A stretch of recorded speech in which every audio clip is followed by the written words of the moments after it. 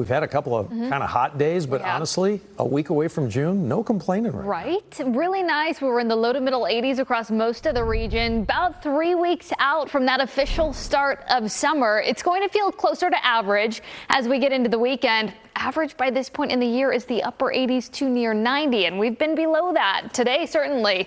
We've got a few storms possible as we head into tomorrow. I'll walk you through that. Then we've got some additional storm chances as a cold front moves through.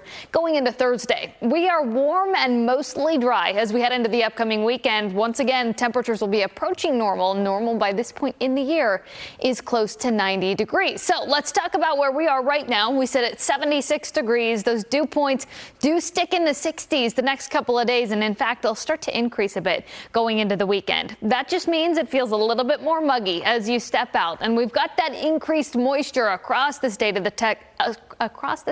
Texas, which is helping to initiate this storm activity. A dry line back off through portions of New Mexico and back through portions of West Texas. Notice that cluster of storms headed into San Angelo.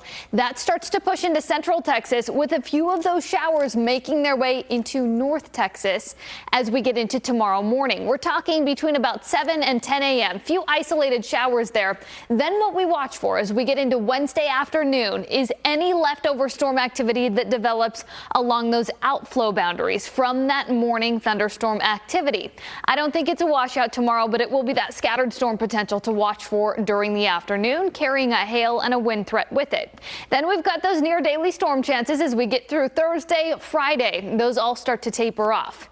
Let's talk about Thursday. That marginal risk for strong to severe storms for most of North Texas, which means that isolated severe storm threat. This is as a cold front starts to sag southward.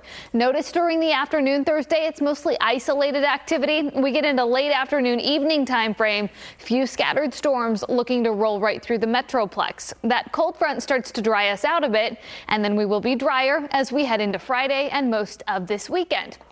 Let's talk tropics for just a second. The Eastern Pacific tropical season started May 15th, so we're a couple weeks in and we're already eyeing that first system, which is just off the coast of Mexico, given that 100% chance of development into some kind of tropical cyclone, tropical depression, really over the course of the next 24 hours. I think we'll see a named storm in the Eastern Pacific. First name there would be Alvin. So something to watch, but no real threats to the United States. Really going to be a threat for Mexico's Pacific coastline. As far as our 7-day forecast close to home, we stick below average, low 80s Wednesday, Thursday with those scattered storm chances. Friday still in the lower 80s there. Then we start to heat up into the weekend. Mid 80s Saturday, an isolated shower chance Sunday morning. That is June 1st. Temperatures back near normal by that point, pushing 90 as we get into Sunday and Monday.